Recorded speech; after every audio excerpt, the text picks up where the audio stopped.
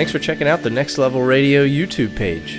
If you like what you hear, be sure to head over to nextlevelradioonline.com. There you can find out how to listen to more podcasts with great guests, including ones that are not on the YouTube page. You can either download them on iTunes, Stitcher, or just stream them straight from the website. You also find the links to follow us on Facebook and Twitter to keep you updated on everything we have going on. And you also find some other great stuff, including event coverage like Philly Comic-Con and movie reviews as well. Again, that's nextlevelradioonline.com. Thanks for listening.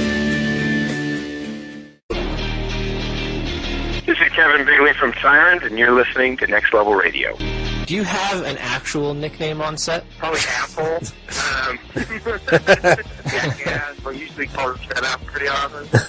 I think that's it. I was always called Smalley when I was a kid. I was so small. They used to call me Kevin Smalley, or Not So Bigley. So I was just a tiny, tiny little kid. But those were my nicknames. And I beat the hell out of those guys. Hi, this is Chris Gear. Hi, this is Claire Coffey. Hey, this is Lucky Yates. Hey all, this is David Hoffman, and you are listening to Next Level Radio. Have fun. Welcome to episode 21 of the Showcast here on Next Level. I am Ben Beck, joined by Adam Gorey and Steve Richards. So say hello to the... There you go. Hey! Steve beat me to the punch. So... as is tradition in the beginning of every podcast, I will ask, how is everybody's week? Good. As I say every week, good. Good. Short and sweet. You keep this up, I'm going to stop asking. We all went... I don't know if I'd complain about that, to be honest. We all realized that we went to a wedding yesterday. Not the same wedding. But Not the same wedding. it is wedding season, though, so... However, you both attended, I worked. Yeah, you were the I was putting in work, if you know what I mean. No, you weren't. Yeah, No, you didn't. No, I was the Him DJ. and her got it on. yeah, but you could imagine what it'd be like if I did, right? Oh, God. That's Billy Madison, right? Yeah. All right. I had to make sure.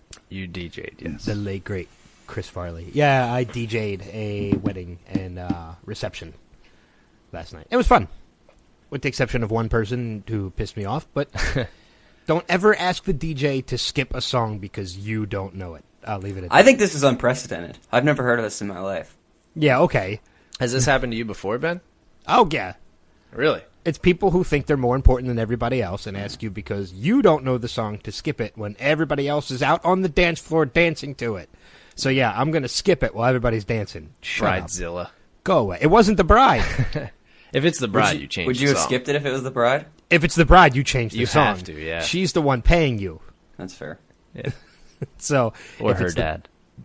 Or her dad, yeah. If it's the bride asking or the groom asking, you change the song. You skip the song. If it's anybody else, fuck you.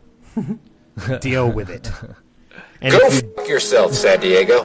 Exactly. Well, it is wedding season though, which I don't know how you guys feel. I have one more though. Was our second one in the last month. We have one more next weekend actually, and then I think we're done for the year. I have one more that I am working next month, and then I have another that I'm attending in October. So That you're putting in work. I'm putting in work. No, me. Big show tonight. Not a lot of topics, actually no topics at all, mainly because of the fact that Adam and I had the opportunity to head up to DeSales University once again for our first in-studio guest, that being Scott Hanna, who is an inker for Marvel and DC Comics, which, believe it or not, I think it went for over an hour. You'll get to hear the entire interview in its entirety a little bit later on in the podcast. And Ben did geek out a little bit. I did. I geeked out more than I thought I would.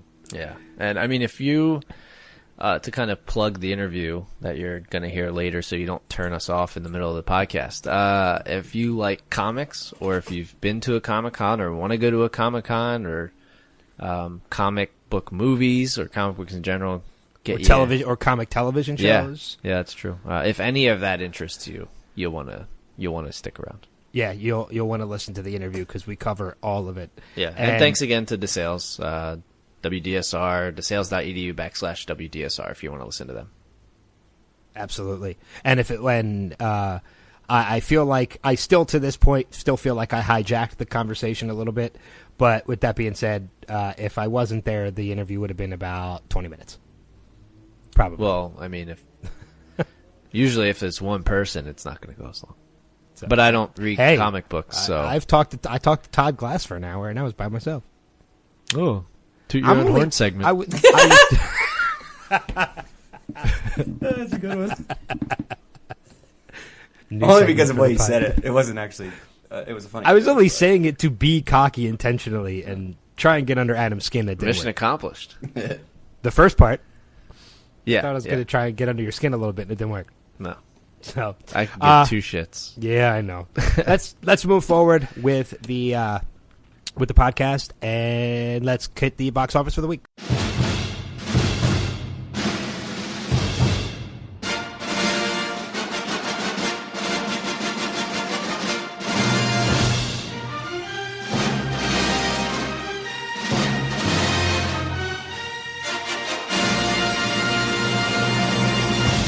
This is special. How did the box office look this week, Adam? Steve's going to rub it in our faces in a couple seconds. Only because you want me to. Honorable mention to Aloha. Didn't make the top 5. More like dishonorable. Dishonorable mention to Aloha. Didn't make the top 5. Number 6 at an even 10 million. Age of Ultron still in the top 5. 10.9. 5-week total, 427 million. Number 4, Mad Max Fury Road, dropping back from number 3 with another 13.6 million for a 3-week total of over 115 million. Tomorrowland dropped from 1 to 3. That brought in another 13.8 for a 2-week total of 63.1.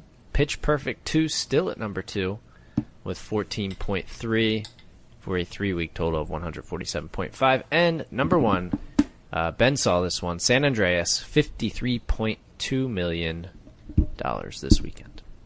I did indeed see it. I saw it on Tuesday.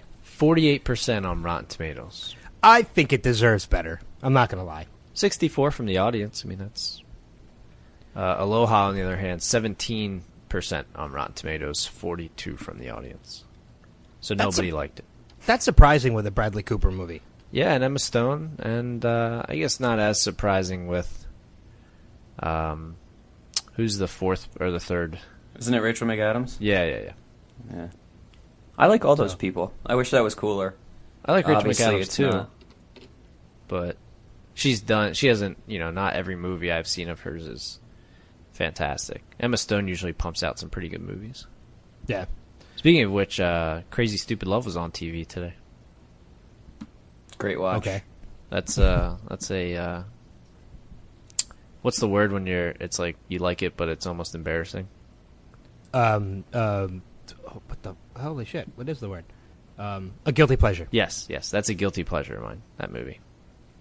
So we all have a number of them. 17 again. Oh God, let's not get back into that this week. Call so back. That's the top 5 for this week. So let's get on to movies coming out this coming week. Now, June 3rd, Entourage comes out, so that's a Wednesday release. And Steve is going to see that. Maybe. Oh, you haven't decided? Well, Plug yourself. Go ahead. My night job is as a sports reporter for the local newspaper, and I am supposed to have a game, but it's supposed to rain all day, so if the game gets canceled, the screener is tomorrow night, so if the game gets canceled, then I will be going, but if it doesn't, then I will be covering a game instead. Okay. At S Richards 31 if you want updates on either one. That's true. There you go. So yeah, Entourage, that comes out on Wednesday. Coming out Friday the 5th, Spy, the Jude Law, Melissa McCarthy film that we had talked about a month ago on Trailer Trash. Insidious Chapter 3, which is a prequel for the other ones. Love and Mercy, Testament of Youth, A Pigeon Sat on a Branch Reflecting on Existence. Nice. That's the actual title. Hungry Hearts, not about the song. Police Story Lockdown. That actually I want to see. Jackie Chan. It's a Jackie Chan movie, yes. Let me look at how many theaters here. So Entourage, Insidious Chapter 3, and Spy are all nationwide. Love and Mercy and Testament of Youth are limited. I don't have numbers on the rest. A good one coming out next week, but I'll save it for next week. But let me see. A Pigeon Sat on a Branch, that one, 87% on Rotten Tomatoes. Spy, for some reason, says it's at a 96, so I don't buy it. So Melissa McCarthy rated it right now. Love and Mercy at an 82 right now. Entourage and Insidious don't have one yet. So, but that is my end of the box office for this week. All right, then, moving on to my end of the box office with the Blu-ray and DVD releases for the week, starting off with Focus, starring Will Smith and Margot Robbie. In the midst of veteran conman Nicky's latest scheme, a woman from his past, now an accomplished femme fatale, shows up and throws his plans for a loop. This made about $53.8 million at the box office, 56% on Rotten Tomatoes, 57% from the audience, so pretty steady from both sides. Buy Netflix or pass with this one. I'll kick it off. I'll probably rent it or Netflix it, just because Margot Robbie. Is she the one from Wolf of Wall Street? Yes, she is. Yeah. And the future Harley Quinn. Oh, yeah, it's Suicide true. Squad. Oh, they decided they liked each other enough to do another movie together. Well, this was before Suicide Squad. And as we revealed last week, the only I'm saying Suicide Squad's the other movie they decided to do. Yeah, but the only reason Will Smith is doing Suicide Squad is so Jaden can become a DC character. Yeah. So, how about you guys? Buy Netflix or pass? I haven't seen a good Will Smith movie in a while, so I'm going to pass. How about you, Steve? I'll see it on Netflix / Premium, whatever it comes out. This is a Prime. Is this also because of Margot Robbie? Yes, this is a Prime Premium channel movie bait, so it'll probably end up somewhere. So I'll see it then. Yeah. Moving on next with Jupiter Ascending, or Stupider Ascending. Good one. Nah. I thought about that one for a whole 10 seconds. Thank you. A young woman discovers her destiny as a heiress of an intergalactic nobility and must fight to protect the inhabitants of Earth from an ancient and destructive industry. Starring Mila Kunis and Channing Tatum. $47.4 million at the box office. What was that? It's a song. It's a Jimmy Kimmel song. Well, actually, it's a Jamie Foxx song. Where he said he wants to chanting all over. Oh, chanting all over my. Yeah, that's right. 25% on Rotten Tomatoes, 43% from the audience, so not very good. Buy, rent, pass for me. It's a pass. I went to a screening of it. The movie's horrible. Does Sean Bean die? I'm not gonna spoiler. I don't remember. That's how bad the movie was. You can just assume, yes, he pretty much dies in everything. I mean, it's got a good cast. I mean, Mila Kunis, Channing Tatum, Sean Bean, Eddie Redmayne. It has an Oscar winner on it.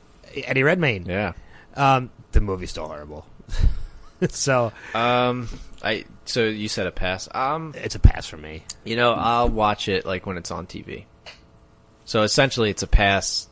One day when I get bored and it's on TV, I'll watch it. But like if it's on, even if it's on Netflix, I'm not gonna bother. So, how about you, Steve? Nope. I'm done. Steve? Oh. Nope. I'm done. Oh. I was on mute. Oh. What the hell? So, buy, rent, it's going to be a pass for you? Yeah. All right.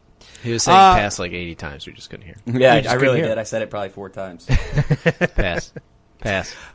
Next one, McFarlane USA, starring Kevin Costner and Maria Bello. A cross-country coach in a small California town transforms a team of athletes into championship contenders. $43.8 million at the box office, 79% on Rotten Tomatoes, and a 91% from the audience. So buy, rent, or pass. This is one I actually wanted to see, and I didn't get the chance to, so I'm going to check it out. This is a total Costner flick too. Yeah. I'll give it a Netflix. And it's a Disney film as well. Yeah, I'll give it a Netflix. It's a very $1 million arm type of movie. The Rookie kind of movie. Right. Cool Runnings kind of movie. Invincible kind of movie. All those Disney. Well, it's not going to be films. as good as Cool Runnings. No, not at all. So, how about you, Steve, with your mic unmuted? I don't know. This didn't really interest me when I saw the trailer, but I guess with those ratings, that means it's pretty good. So maybe I'll eventually see it, but I'm not excited for it, or I won't go out of my way for it. Well, so. yeah, it's hard to get excited for a movie about cross country. That's what I was thinking. But I mean, I guess I don't know. It's probably some sweet underdog story because it's a Disney movie. So I ran track, so I guess I kind of have to. yeah, You have to support it. Yeah. So, and last movie for the DVDs and Blu-rays this week, the SpongeBob movie, Sponge Out of Water. nice. Pre-ordered. Is it really? No. Oh, Jesus. I don't know. It could be.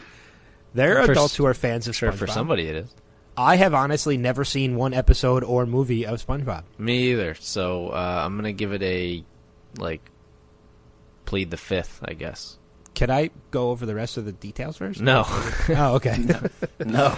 It's It about made SpongeBob. It made $162.7 million at the box office. It's a kids movie. So, they don't yeah, make seven- They don't make less than that. That's true. 78% on Rotten Tomatoes. Only 57% from the audience. So the critics actually like this one better than the audience did. Wow. So yeah, buy, rent, or pass. It's gonna be a pass for me just because I've never seen anything else SpongeBob. So Yeah, I just don't Where have did- any interest in a SpongeBob movie, so yeah, I me wouldn't have a neither. reason to see it. But that is going to wrap it up for the box office for the week. So pushing things right along, we're going to move on to the next segment, and this time it's time to cover the trailer trash with Steve.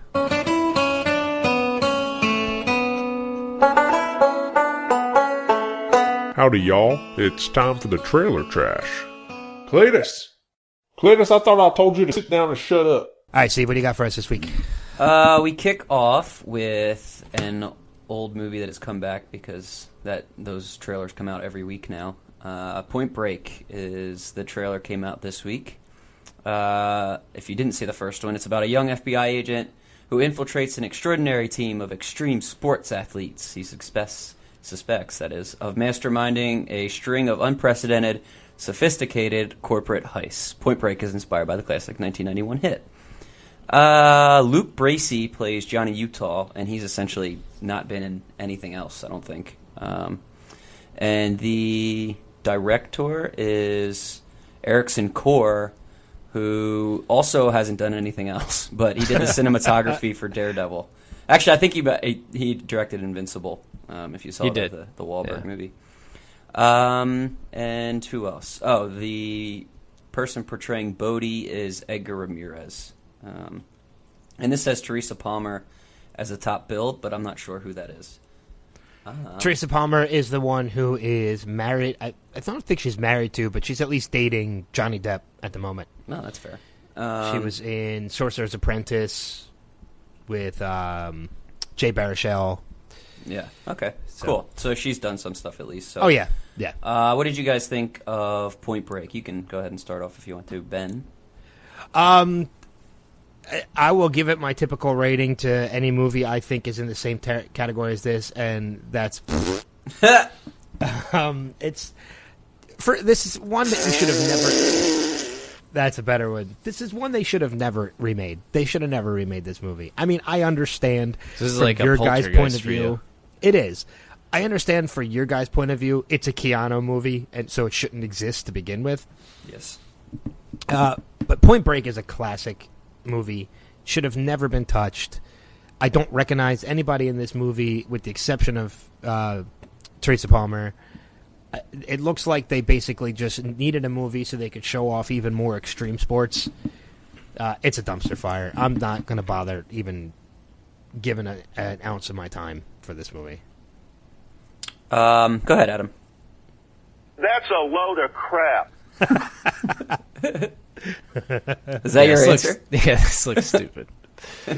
I didn't even see the original. Oh, the original actually. The original is Yeah. probably Keanu Reeves' best movie. I heard the said original without is actually. knowing what Keanu Reeves' real cinematography is, but Yeah, that's what I comes heard- to my mind. I heard the original is actually good, so I do. I'll see the original. I'm not going to see this one though. This one looks dumb. Yeah, this says something bigger about the movie industry. It's cool that this the Jurassic Parks are coming back, and the Entourage movie could be cool, and they brought back the Ninja Turtles and all that stuff. But we're in a legitimate creativity crisis in the movies. Like, they keep bringing these movies back, and it's eventually you get movies like this that no one is going to want to see. Like, this is going to bomb, right? There's no chance that this does well at all. Yeah. The entire consensus is this movie stinks. I don't think that we're in a creativity crisis. I think what the problem is in Hollywood nowadays is that What the problem is? studios just want to make money. And you can't make money off of anything original. And unfortunately, Tomorrowland proved that for Disney. You know, they have all these other franchises, like Pirates and sequels to all these other movies. They do Tomorrowland, which is something completely original, and it doesn't do as well as they expect. And that's why these studios don't take chances on original movies. They put out this garbage reboots and sequels to movies that we don't want to see, Teenage Mutant Ninja Turtles and Transformers, and because they make money. And that's all the studios care about. And unfortunately, it's not a creativity crisis. It's a studio crisis because they're not willing to take risks. Yeah, well, that sucks. This is like a Footloose look to it. Like the Footloose original obviously was a classic, and nobody even thinks about the remake.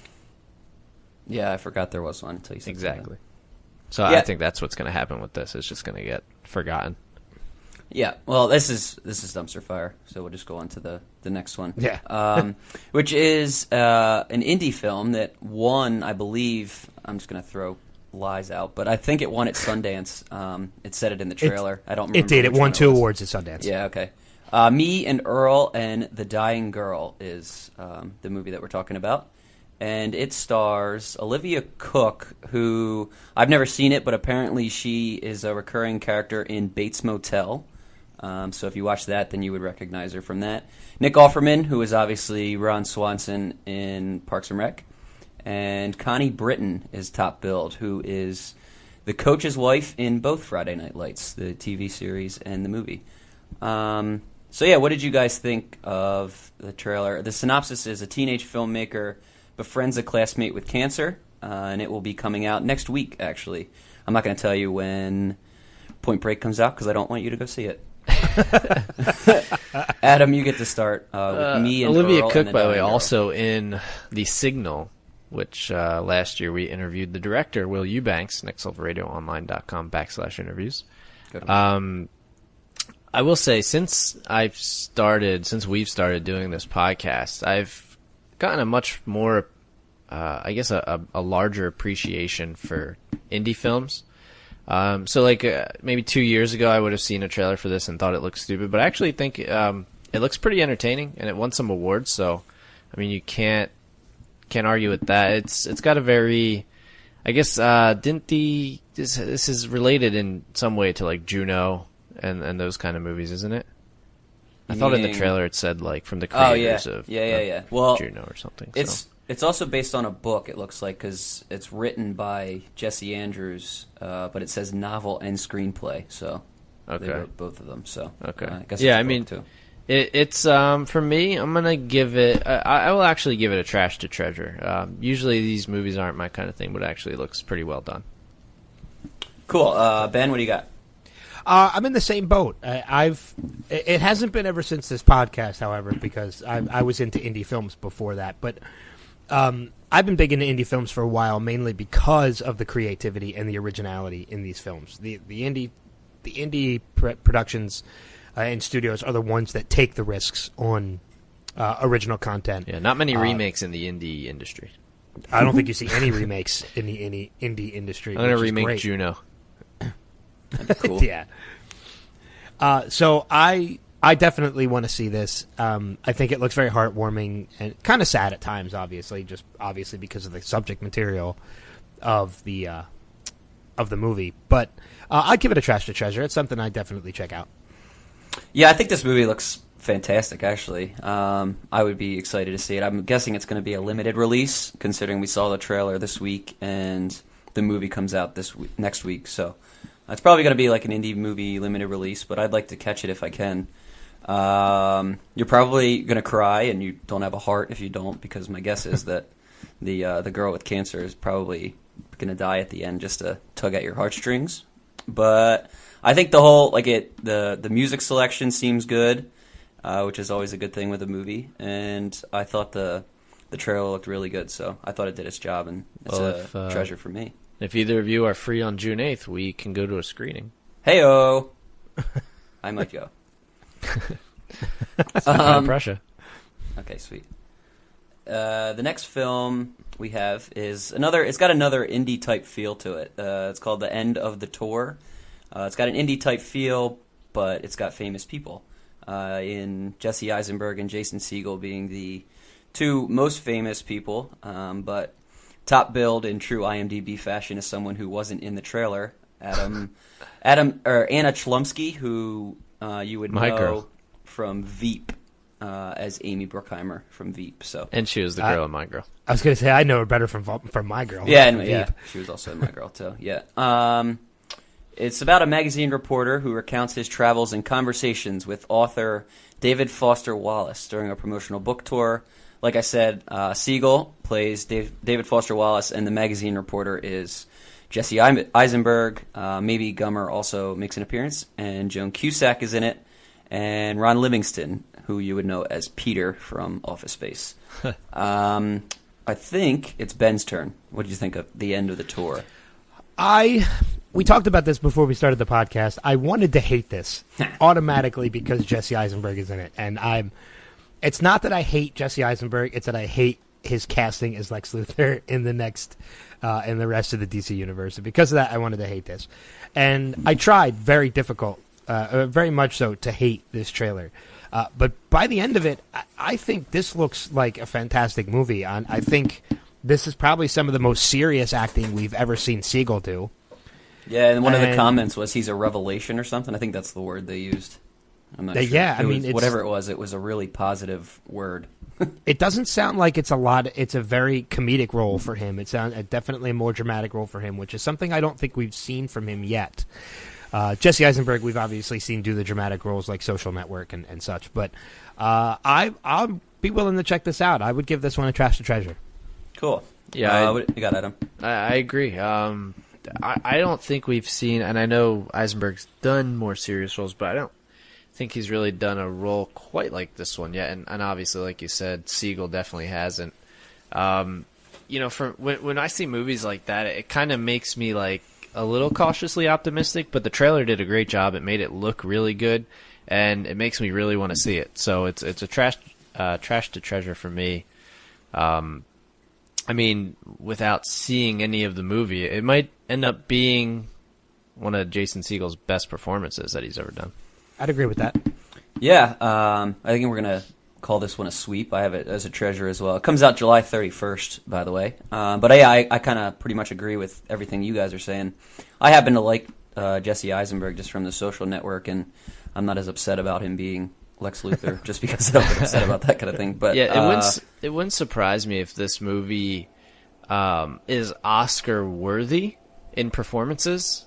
I don't know that it'll get any nominations just because it is a little more indie type, and they don't usually get the type of recognition they probably should. But it wouldn't surprise me if the acting in it is worthy of a nomination.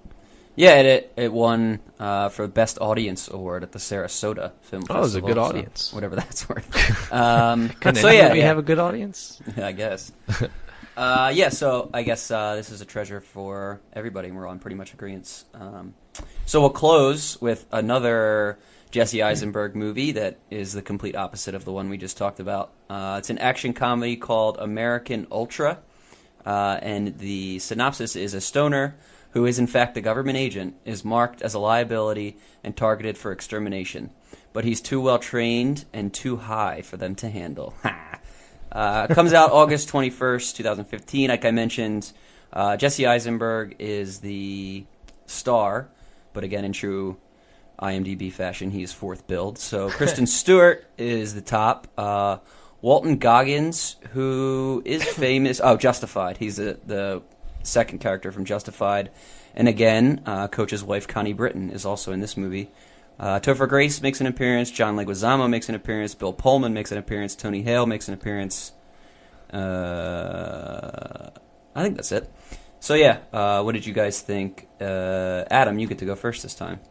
It's directed by Nima Nourizadeh, who directed Project X. So that's a thing. when I first when the first trailer first started, I was like, this looks like it's gonna be stupid, and I'm not a Kristen Stewart fan, but this actually looks really entertaining. I hate to admit it. Yes, it looks fun. I'm not gonna go see it in theaters, but it does look fun to watch. So for since we rate the trailers themselves, I'm actually gonna give this one a trash to treasure as well. Ben? This one to me is Bourne Identity meets Pineapple Express. Damn it, I was going to say that. Yeah, I forgot to mention Bourne Identity. It did have that. So is that obvious? Because I thought the exact same thing. Yeah. Yeah, and that's what it is. And it's the same thing as Adam said. I thought it was going to be dumb, but the more I watched the trailer, we actually saw a little bit of emotion come from Kristen Stewart, which is surprising because she's never shown it before in any other movie that she's ever done. That's fair. I always thought Jesse Eisenberg was kind of a Streisand, but he's rocking the shit in this one. You get that movie reference, Ben? I get that's a 40-year-old virgin. Right. Oh, by the way, I'm going to go off on a tangent real quick, completely not related to this. 40-Year-Old Virgin was on TV today. I have never encountered a movie that I love so much that is so unwatchable on cable. Yeah, it's terrible. Oh my god, it's horrible I on watched cable. it for 2 minutes and I had to turn it off because they cut out so much. But that it's one of my favorite comedies of all time. It was on late TNT, last night too. Yeah. Yeah. It was the poker scene and they cut out like half the scene. Yeah, I don't know why they show the movie actually. No, all, it does, I mean, I guess because it makes money, so that's obviously why. But they cut out the part where he says that boobs feel like a bag of sand. Which is the most... Well, no, that movie doesn't have a most important part, but it's important because that's how they find out that he's still a virgin. Yeah, it's like, a bag of sand? But anyway, sorry, back to How High or whatever we're talking about. If I hear Yamo be there one more time, I'm going to Yamo burn this place to the ground. And Paul Rudd is fantastic. Paul Rudd is so great in that movie, too. I love it. But anyway, to sum up what I was saying, yeah, I think this looks very entertaining. However, on the other hand, opposite of Adam, if we get a chance to screen this movie, I will absolutely go see it in theaters because I think it would probably be fun to watch with an audience. So it's a trash or treasure for me. I'll check it out. Sweet. A lot of good movies that we got this week ended up, I guess, other than Point Break, because this is another clean sweep in the treasure department. I think this is going to be a lot of fun, like you guys said.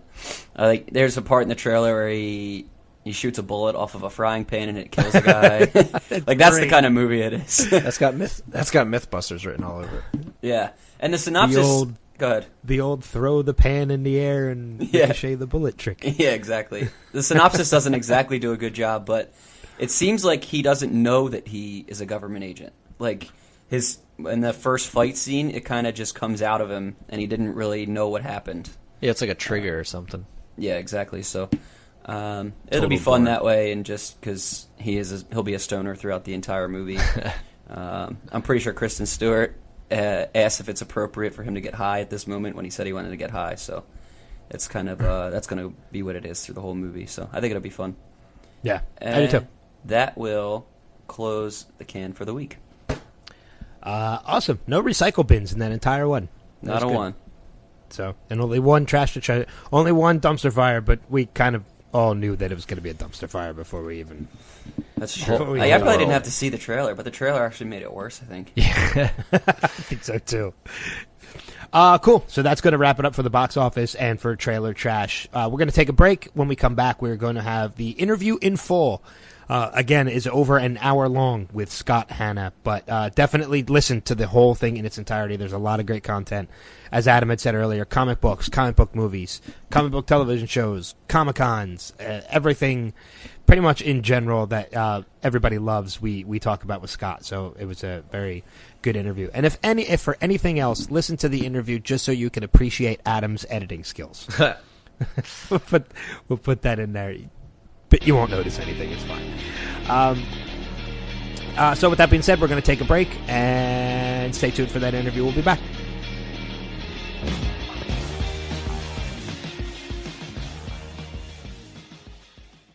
This is Bern Gorman from AMC's Turn and a few other things, and you are listening to the Showcast. on Next Level Radio.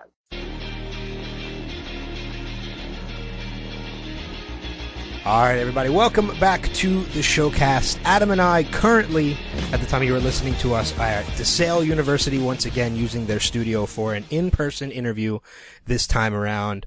We are joined by an award-winning illustrator, inker, whatever it is you want to call it. I'm sure we'll get further classification on it as we go through the interview.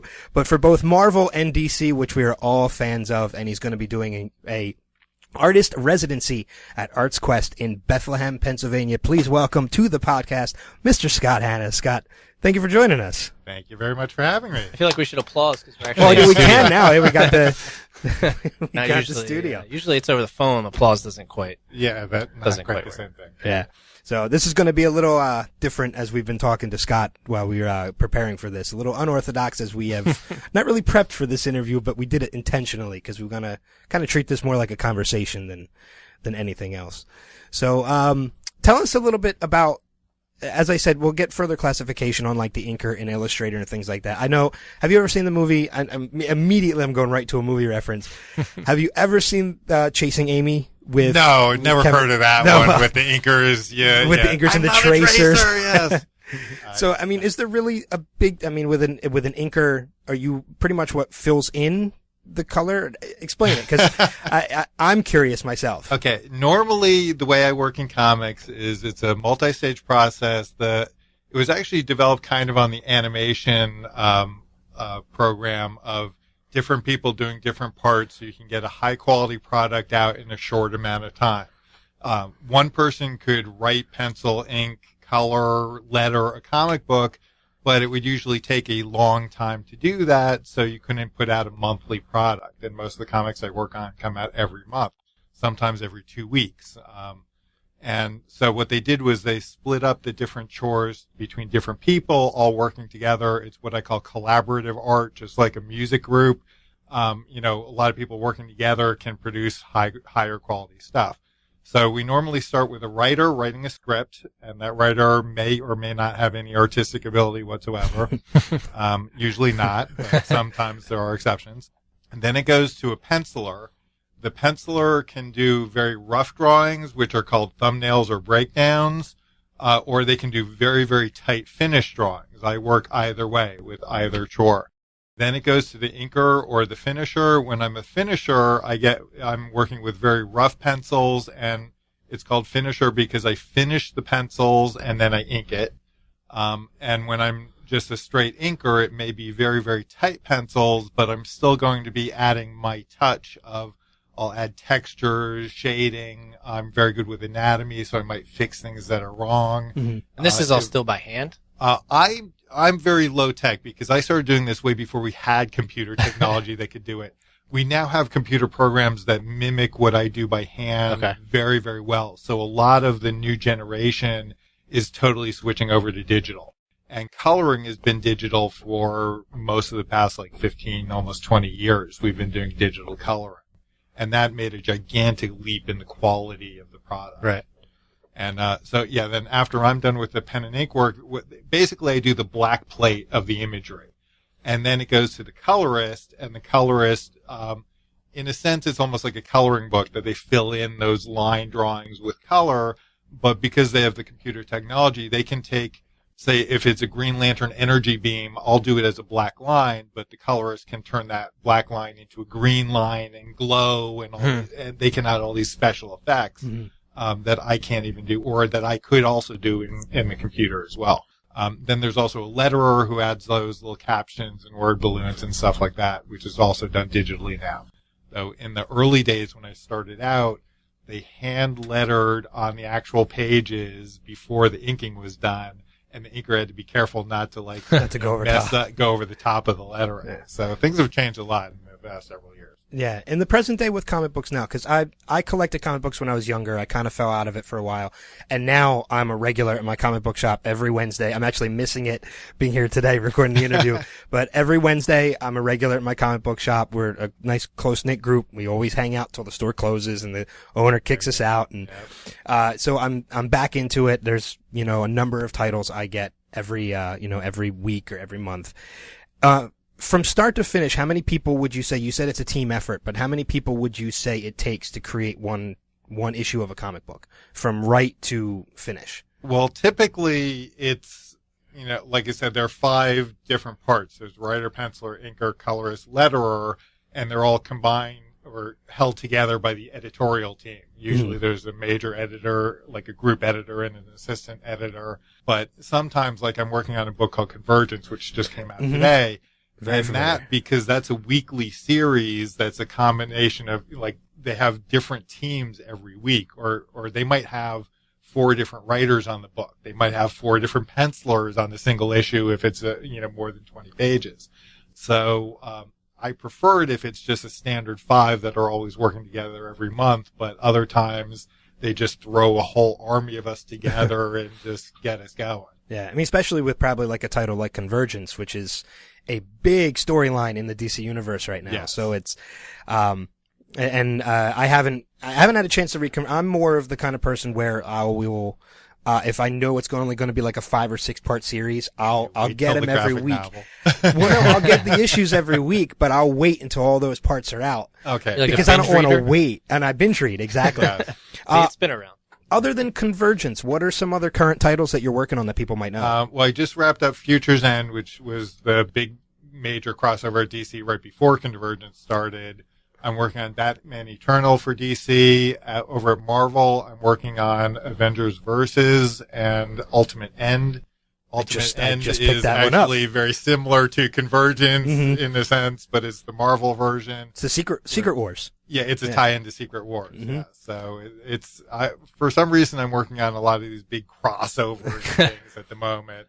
'Cause actually things are kind of like in flux for me before I get another regular monthly title. But I'm still having a lot of fun because I'm getting to work on like all the big characters at both companies. Yeah. It's lots of amazing stuff. Yeah, I mean, you mentioned Future's End. Is that the one that has the exhibit over at Arts Quest? At Arts Quest, I've had an exhibit up for the past month and a half. Actually, I think I've got almost another month to go. Yeah, I think June.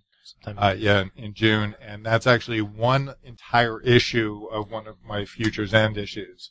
And it's actually where Superman finally gets brought back into action. Usually when I have exhibits, I have like kind of a smattering of the history of my stuff over the years because I've been doing this for a long time. And also it's hard to like pick and choose which is your favorite. So right. Okay. Do I want to put up like, Batman or Spider-Man or X-Men or, is it a movie tie-in or whatever? But in this case, I actually wanted to do kind of what an entire issue of a comic book looks like from page 1 all the way through page 20 in this case. So anybody, seeing the exhibit can go from one page to the next and literally kind of see the whole sequence of images. Okay. And have the artist, I mean, we mentioned the artist residency. Did you just sign on for that recently? Actually, no, that's just wrapping up, actually. Oh, okay. So unfortunately, this is happening kind of after the fact because I just did, a slideshow lecture at Arts Quest. And then some kind of sketch off or something like that. Last weekend we had they called it a sketchathon, but sketchathon. Really, it was just an excuse for a whole bunch of artists to get together, draw from live models. I was drawing as well, but I was also kind of like teaching. It was kind of an informal class for the people who needed a class, and then there were a lot of other professional artists who just do their thing. Yeah, it would have been cool to push people to that because that sounds really cool. Because I saw that, I was like, yeah. That and we also had like one of the things. One of my favorite topics is I love anatomy. I teach anatomy in my school, and so we actually had a model in an anatomy muscle suit. Which was really, it just looked really neat that, people could see what the muscles looked like the skin was gone, basically. And actually the freakiest part was that the eyes never closed because it had like a full face mask. It looked like it was a mannequin, but it was really a person in this outfit. But the people drawing had a blast because a lot of times it's really hard to understand what the muscles are. Right. And here you're seeing it right out there. So I was helping, that's pretty cool. Teach at the same time as just having fun drawing. Yeah. And then, before we go off on too many tangents. So if they want to see, your exhibit, I'm most of the information's on artsquest.org. Right. Yeah. Right. And then your classes you had mentioned too. Is that artsandfashioninstitute.com? That is correct. Okay. Yes. Arts and Fashion And then Institute. did you have any coming up? That people can sign Yeah, up for? I'm actually just about to start a couple of new sessions of classes. I've got normally I teach on Saturdays and Tuesdays. Tuesdays are like my 6-week and 12-week classes. Saturdays are more aimed at younger kids and are like 4-week classes. But I've got classes in comics and manga art for kids and adults. I've got classes in inking for comics, and one of my favorite classes is sequential art, tying into the Futures End exhibit, where I teach how to tell a story with pictures. And that ties in even to movies, like you were talking about before. Mm-hmm. Movies are sequential art, video games are sequential art, animation is, and comic books are. So I use reference of all those different media when I teach that class. You said, I mean, sticking with the art, and you just mentioned video games as being part of a sequential art. There's been a lot of Marvel games, there's been a lot of DC games and things like that. Have you ever done any of the illustrations or any of the artwork for the game that inspire any of the games? I've done some of the character design artwork for some of the games, mostly, actually, I think only for some of the Marvel games. Okay. Like the Ultimate version of games. I forget which ones exactly, but yeah, normally they kind of peg me to help do the character designs and the costumes and things like that. Mm-hmm. But most of the time I'm pretty much full-time comic books. Okay. And I like it that way because I have like total freedom. Yeah. You've been doing it obviously for a very long time. One of the things I'm curious, I know this is probably, I talked to Adam about this question and I'm sure it's probably a ridiculously easy question to answer, but have you ever met Stan Lee? Yes, I've worked with him several times on several different projects. One of my favorites was the last Fantastic Four story that Stan Lee wrote, John Romita Jr. drew, and I inked. And I've talked to him on the phone several times when I was working on these projects, but the only times I've actually met him were kind of like quickly at a convention to say, hi, how you doing? You know, I got to work with you. And I think to him, you know, outside of the phone conversations when we're actually working together, it's just a very casual, wow, I got to work with Stan Lee. Well, I mean, because when you think of Marvel, that's probably one of the main people that you think of. Yeah, absolutely. He's incorporated in everything from, you know, the origin of Marvel all the way up into the Marvel movies that are out right now. And it makes me wonder, is there anybody of that caliber on the other half of it for DC? Is there anybody that you would kind of equate to that, to like a Stan Lee level with DC? Well, there are actually a lot of artists and writers that I grew up reading their stuff that I've gotten to work with over the years. A lot of them at both companies. I mean, I got to work with like Chris Claremont and John Byrne at the Marvel side. I got to work with artists like Jim Aparo. Mike Grell was actually a really strong influence in my early childhood. Kurt Swan was another fantastic art. I think he did the cover of the very first superhero comic book I ever got, and I got to work with him. Mm-hmm. So that's one of those dream things of like meshing the fanboy that's always inside you with your professional career and having it all tie together. Mm-hmm. So I've been very fortunate that way. Yeah, you mentioned meeting Stan at a con, you know, or anytime you run into him or cons like that. Do you do the cons often? I'm starting to do cons a little bit more, and they're actually popping up all over the place now. It seems like there are way more than there used to be. Yeah. For a very long period, I'm such a workaholic, I don't have time to do many cons. But it's a good way to promote yourself and really meet the fans. And the other thing, like there have been creators I've worked with for like decades and never met them in person. Then I finally go to a convention and it's like, oh, that's who you are. You know, it's really weird that you literally work with these people for years, but you never see them. You never really even talk to them now with the internet. So, convention for me is a get together with the other professionals as well as the fans. Mm. Yeah. And it's kind of funny because Comic-Cons are so different from other conventions. Like other conventions, that's normal. You always go to meet your peers and stuff like that. But now with Comic-Cons, they're a completely different monster. Well, they're also getting, I mean, I like Comic-Cons in all the different levels. Like I love the really small ones because then I can actually really get to talk to the fans. Right.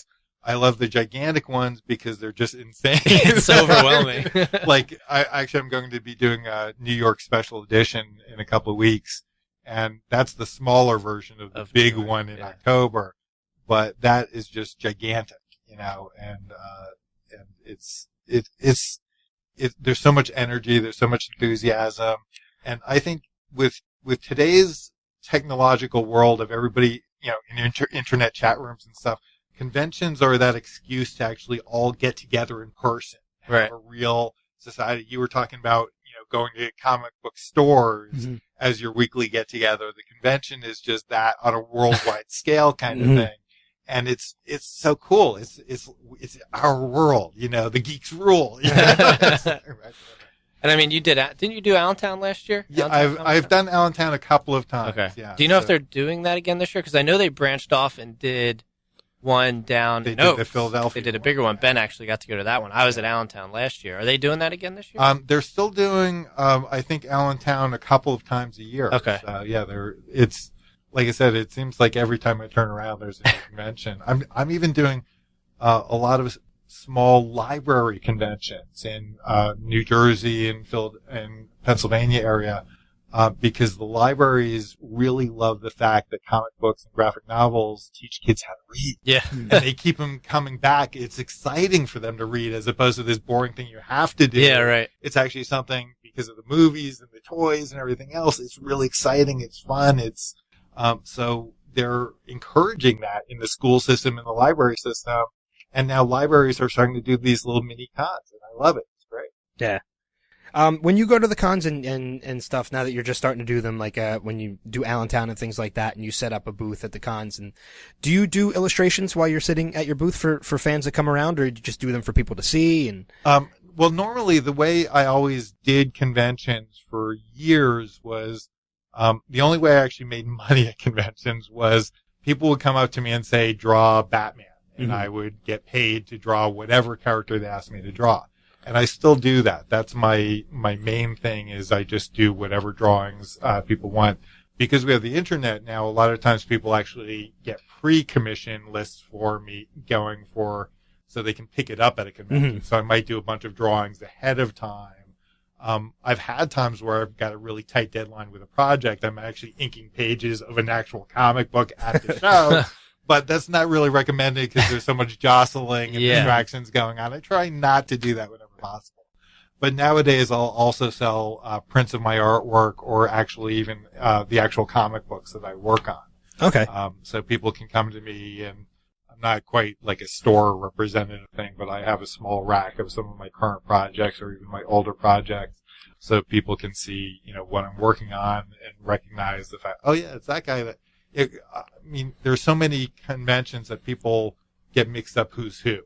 And it's nice for people to know who are the real professionals as opposed to who are the amateur wannabe artists who still are selling prints of Batman and Superman even though they've never professionally worked on those characters. Right. And there are a lot of those type of people. So the professionals have to kind of, have to make a statement, I guess. Have you ever had anybody, because you mentioned everybody comes up to you and asks you to draw something. Have you ever had anybody either come up to you and show you a tattoo of one of your drawings or ask you to do a drawing for them to get a tattoo of? Several times I've specifically been asked to do a tattoo design, which is very intimidating. Yeah. Because this is going to be permanently on their body, so you don't want to screw it up and do your, do your mistaken drawing. But only a few times I've actually gotten to see the end results. So I've seen. Were you happy with how it turned out? Oh yeah. Were they happy with how it turned out? Yeah, well, one of the first ones I think was at San Diego. Somebody said, "I want you to do this Wolverine drawing where he's standing in profile with his claws popped, and it's going to go on my whole side over here." And I'm like, okay, wow, that sounds really cool. So I did the drawing, and then I was back again the next year, and he showed me the tattoo, and then he said, now on this other side, I want a werewolf. And then, so that's actually, it's just, you can't get more flattering than that to have somebody's, permanently inscribed. Yeah, because I have artwork. One tattoo, and it's of my family crest, and I'm okay with getting another one, but I'm so weary of what I get. Yeah. I don't want to get something that I'm going to regret. So that made me think, That wouldn't be a bad idea. Getting a tattoo of like a professional, someone who's done Marvel and DC and stuff like that. So I'm sure I figured somebody had to have asked you at some point in the past. Yes, it's a fun.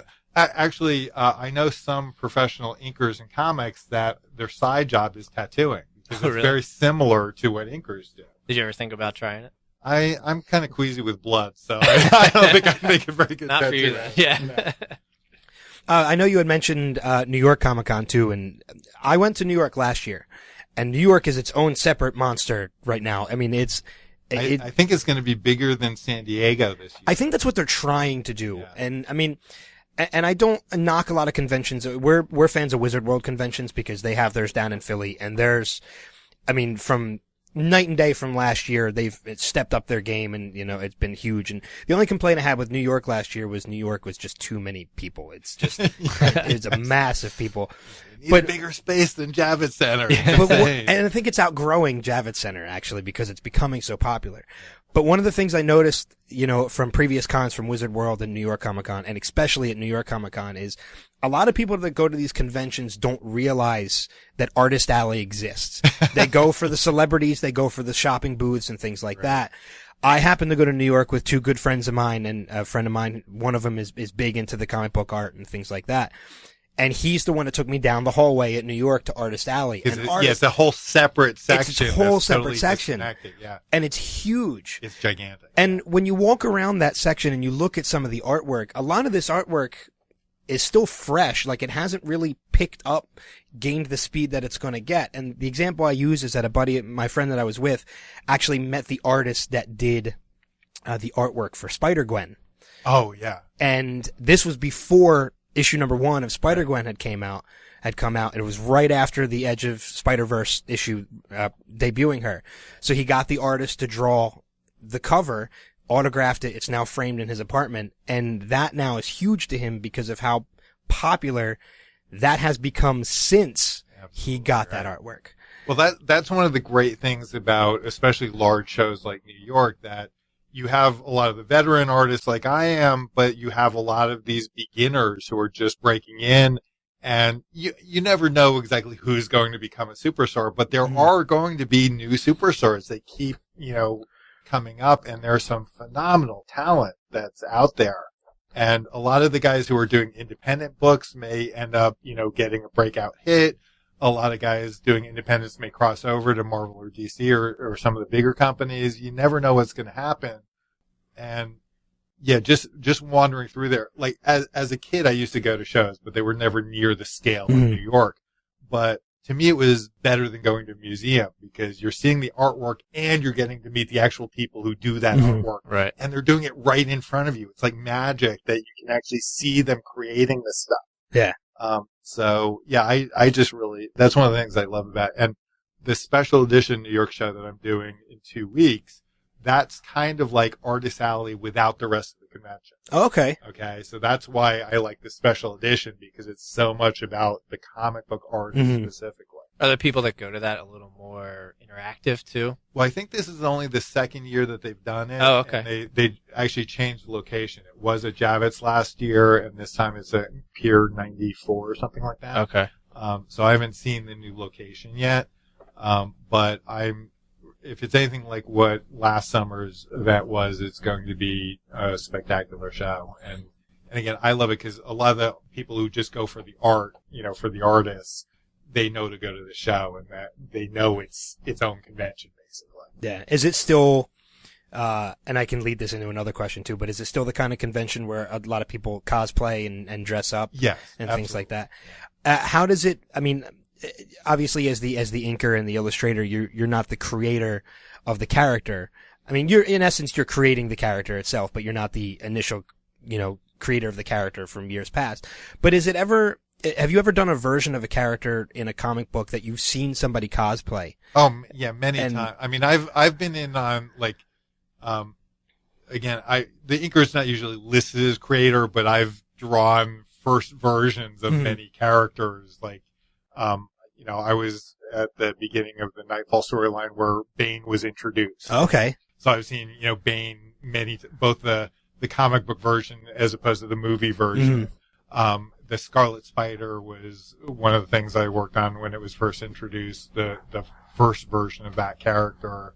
There have been dozens of others, but yeah, it's always fun just to see, it come to life. I mean, I really enjoy cosplayers.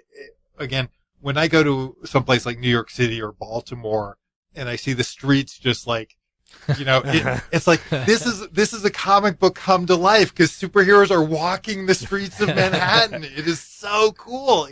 To me, it's just a blast to see that. And people don't look twice. That's the best part. Well, some people do definitely look twice. Most people don't. but a lot of people, this is just normal. And literally, to me, it's like my comic book has materialized into total it's better than a movie. It's the real physical thing. It's so wild. It's so cool to see some of the costumes that people do. And they get so elaborate. Do you ever watch that show? What was it? Heroes of Cosplay. Yes. Yeah, actually, my wife teaches cosplay. She's a fashion designer in her school. I saw she did Project Runway. Yeah, right? she was on Project Runway, but several of her students are actually major cosplayers. Oh, really? That's cool. Because cosplayers, usually to win the awards at the competitions, you can't just buy a costume and wear it. You have to physically make your own stuff. And so a lot of people are going to real seamstresses, to real, fashion design schools to really learn how to make this.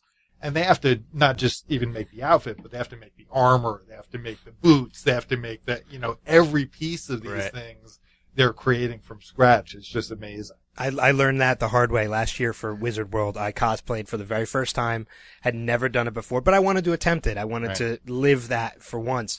I'm so glad I did it because it was so much fun.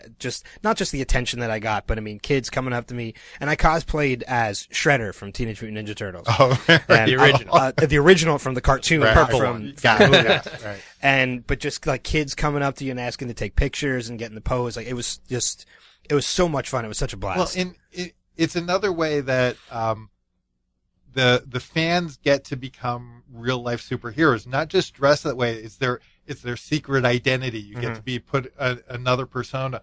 A lot of the fans are very shy, quiet people, but you put on this costume and you're another person. Yeah. And it's great. And, to get that kind of feedback from, the attendees and stuff, to have your picture taken, it's a thrill. You get to that feeling of what, a rock concert musician feels like when they're on stage or I was going to say, it's like how the characters at Disney World feel every day. Yeah, exactly. But to have any average person with a little bit of time and skill can actually get into that place, it's a wonderful thing. Yeah, I went wearing a Shield T-shirt and a Yoda backpack. So. That's not quite the same. Nobody asked for my picture. Before we change topics and go into like movies and television and things like that, are there any comic books other than Marvel and DC that you've worked on, or are there any that you would like to that you know of? Well, one of my favorite characters that I haven't had a chance to work on yet is Hellboy. Mike Mignola's Hellboy. I've actually known Mike very lightly I actually think I first met him and saw his artwork before he officially broke into comics and stuff. And he's in a weird way, he's responsible for me getting work at DC Comics. But that's another long story. But anyway, so yeah, I'd love to work on something like that for Dark Horse. But and right now, actually, I just did a bunch of covers for Valiant Comics. Okay. With the same penciler I was working with on Future's End at DC, actually, Scott Eaton. But I'm a free agent, so I can work for anybody. And a lot of times the smaller companies actually give me more of an opportunity to do things like the penciling. So I've actually got a graphic novel cover that I penciled, inked, and colored that's being published by Dover Graphic Novels. That one's called Blackjack. And I think that's coming out in June. And so occasionally when I get a free moment from Marvel and DC, I'll work for other companies just to, have fun. Yeah, I'm sure they keep you pretty busy. They like to keep me busy. Yes. And I love working for both companies. Yeah. So it's like, oh, what a shame. I'm only working on Spider-Man and Batman right now. Oh, that's so horrible. Yeah. I was going to say, outside of the inker world and the actual physically people working on the comic books, you would think, someone who does Marvel and DC stuff, that's like someone working for Coke and Pepsi. It is, but it is in a lot of ways. Is it more common though in the inker world?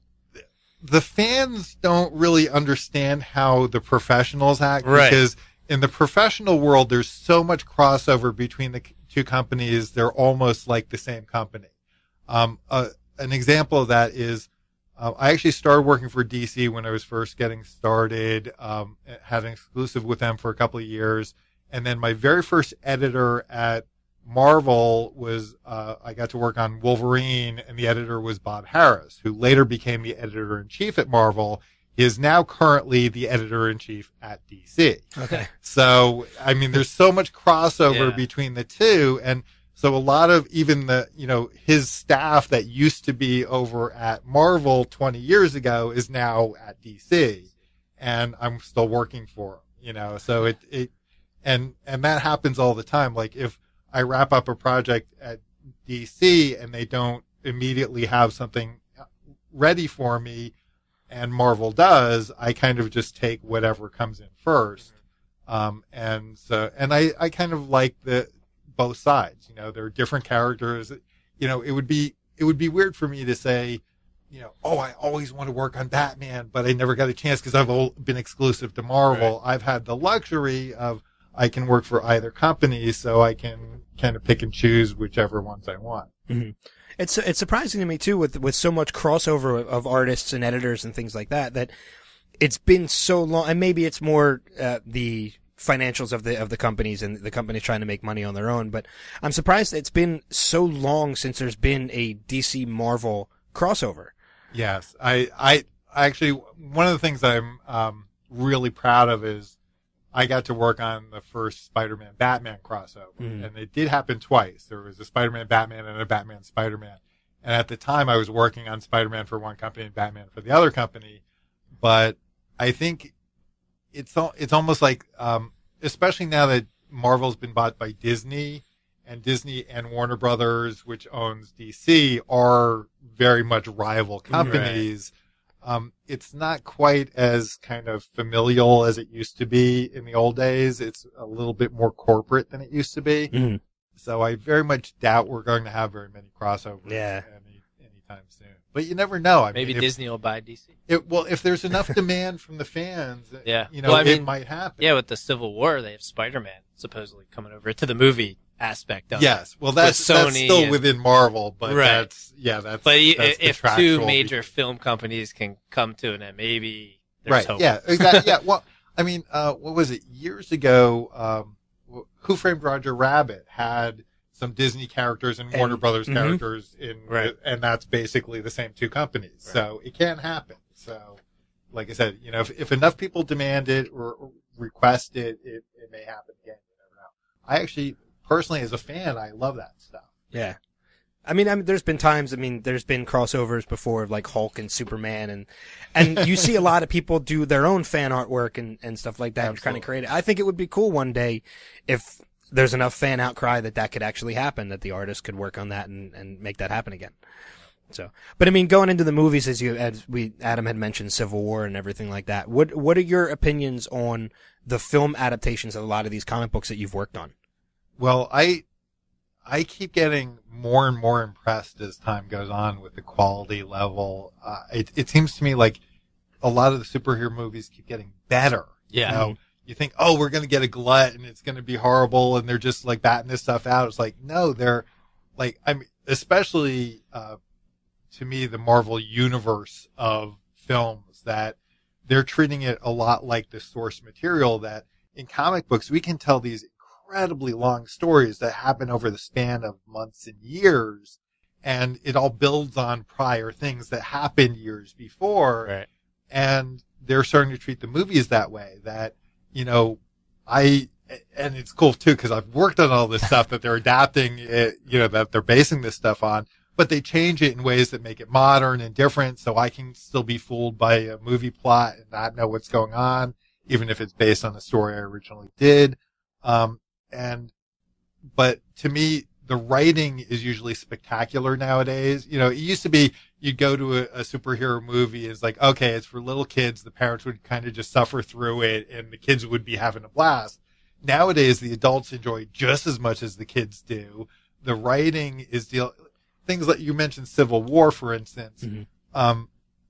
Civil War was a comic book version dealing with some very adult subjects because we were dealing with the politics in America of how the different political parties were at loggerheads and infighting and all this stuff.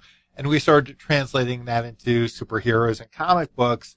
And so there's some elements of that which work great on just a straight kid level, but there are other elements of that work very, very well for advanced adults levels. And I just know that when they're doing that in the movies, they're going to treat that the same way. They're going to have sophisticated writing. They're going to have great subplots. They're going to have character development. And in the early days of superhero movies, I would go in thinking it's like, okay, I know they're going to have 20 gigantic plot holes that don't make any sense, but I'll still enjoy the special effects and the costume characters.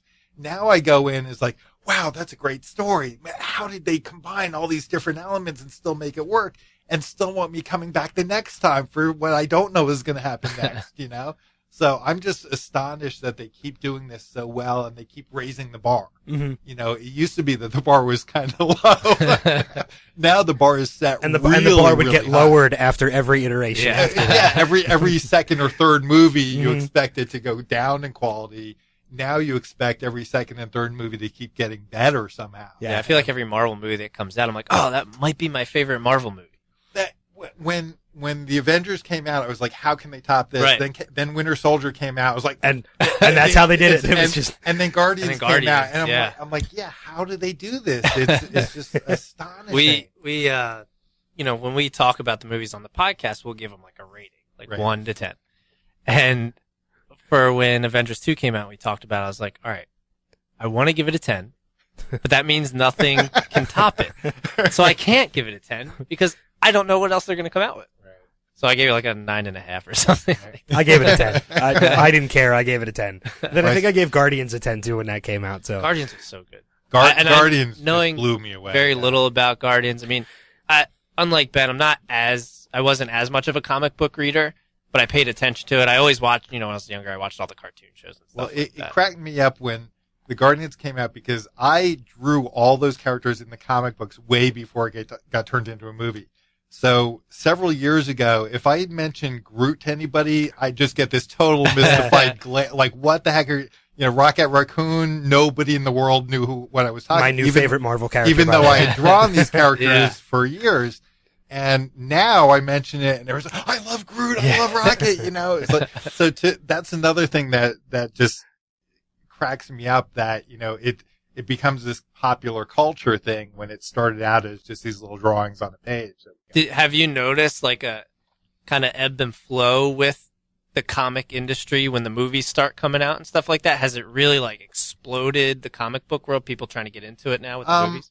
I don't really pay attention to a lot of that, the kind of business end of it or whatnot. I know that comics are very much of an international effect now, that the creators come from all over the world. Right. And so when you see a movie like The Avengers grossing, billions of dollars all over the planet, that means everybody all over the planet now wants to draw Iron Man or wants to draw, so now you have these very talented people coming from everywhere wanting to do Marvel characters or DC characters. So there's a lot of competition, but in a very good way. It's very talented people. And now I think the comic book companies love it because like, wow, we get our pick and choose of, not just the best people from New York City, but the best people from everywhere. Yeah. And it actually, animation is very similar to that. Like, if you look at, DreamWorks or Pixar, they get animators from all over the world. They get the best of the best coming in and that's how you produce the highest quality you can get. You get a gigantic talent pool. Yeah. Mm-hmm. So that has happened very much. Like you go to most comic book conventions and the artist alley is international. Mm-hmm. I mean, there are people from everywhere that are in that room all working on the same, for the same company. Yeah. Does that ever make you feel pressured knowing that there's a higher calling for? Yeah. Well, I mean, I can. Yeah, I guess that was kind of a stupid seniority though. Well, yeah, but I've been doing this for a long time, and I have a very, very good reputation and stuff. But art's always a very competitive field, so we're always trying to up our game. And in reality, my job is only as good as what I'm doing right now. You know, if I injured my hand, I'm out of work. They're not going to say, "Oh, Scott's been doing this for 30 years. Let's pity him and give him some work anyway." It's like, no, if he can't draw well, he's not getting the job. You know? Yeah. So, but on the other end, art is also one of those things that you keep getting better over time. Mm. So I have that 30 years of experience, which gives me a real edge over all these beginning people who may have amazing talent, but they don't have the experience. They don't have the, you know, all the little tricks you learn over the decades and stuff like that. So yeah, I've got an edge over a lot of other people. So I'm not really worried or anything, but at the same time, I'm always trying to up my game. I'm always trying to do better with my next project. Is there some like young phenom who's like ambidextrous so he can draw with both hands in case one goes down? Well, for one of the weirdest things for me is, I don't know why, but supposedly I'm one of the fastest inkers in the industry. And I have been for pretty much my entire career. Like, supposedly I've inked more pages of comic books than anybody else alive. Wow. Right now, because I'm so much faster than most other people.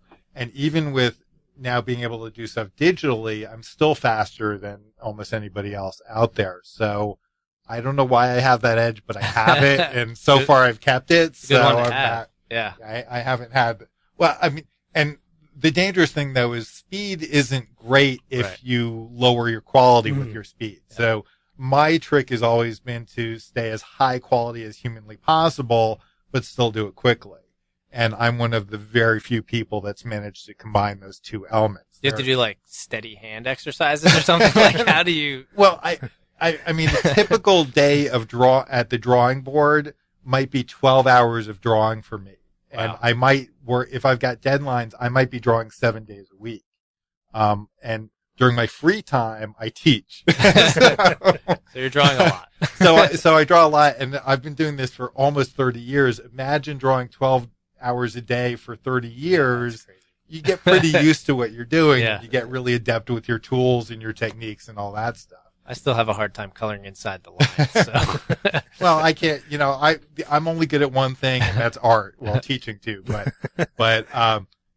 yeah, if you try to get me to do, like, I love music, but I can't do music at all. I'm like, I can't play any instruments. I can't sing. You never want to hear me sing. So yeah, everybody's good at something, right? But, you know, you can't be good at everything. I know, as I said, I've been getting back into comics. I've been going to the comic book store, like I said, every Wednesday for almost like 2 years now. I'm just getting back into it. And one of the things I'm now starting to get into that I know people who've been collecting for years get into are the variant covers. Have you ever had like any of the honors of doing any of those extreme variants for some of those comic books? Well, yeah, actually, right now for Secret Wars, for instance, I'm working with Mark Bagley on Ultimate End, and they just asked us to do a Secret Wars alternate cover, and it was so cool because we did like 3 different versions of Spider-Man. We did Spider-Man 2099, Ultimate Spider-Man, and regular Spider-Man, all on the same cover at the same time. Uh-huh. And it's just so fun to get to work on things like that on rare occasions. But yeah,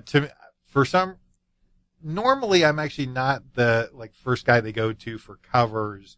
I'm more like, because I'm so reliable and fast and good, they want me on that, like, okay, he can do 20 pages in the deadline we have, so have him do the 20 pages.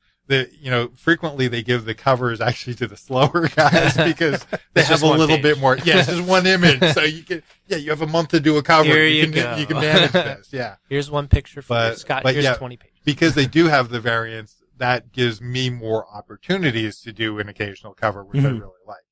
Yeah, because I know one of the artists that I'm more familiar with for the variants, and I like to collect this person's variant. It's the Scotty Young variants. Yeah. Oh, he's phenomenal. Which are like for anybody that's listened doesn't know, they're like the kid versions of all the characters. They're like the Muppet Babies of the Marvel characters when you do it. So do they look like the pop vinyl things? Yeah, a little bit. They look a little bit like the pop vinyls. I think I saw a T-shirt at Mayfair with somebody. Yeah, they're just hilarious though. I love seeing his version of his take on the character. Yeah, I was lucky enough to get like the Spider-Gwen #1 Scotty Scotty Young variant and things like that. Going back to the movies and television and switching to television right now, there's a lot of great television adaptations of some of these shows. We had mentioned Daredevil a little bit earlier. I think we hadn't started the recording yet, but we had mentioned it. And there's other shows like Arrow and Flash and things like that. Now Supergirl. There's Supergirl, there's S.H.I.E.L.D., there's Peggy Carter, Agent of S.H.I.E.L.D. I think Marvel's working on a couple others. I even like AKA Constantine. Yeah. There's AKA Jessica Jones is going to be Gotham doing is that. another one. Mhm. But to me, I could have only, in my wildest imagination, dream of a time where we could have 5 comic book based TV shows on air at the exact same time. I mean that, and all doing well. Yeah, exactly. They're all well done. They're all doing well, Yeah. and I couldn't even, like I said, in my wildest imagination, I would never dream that would be possible. Right.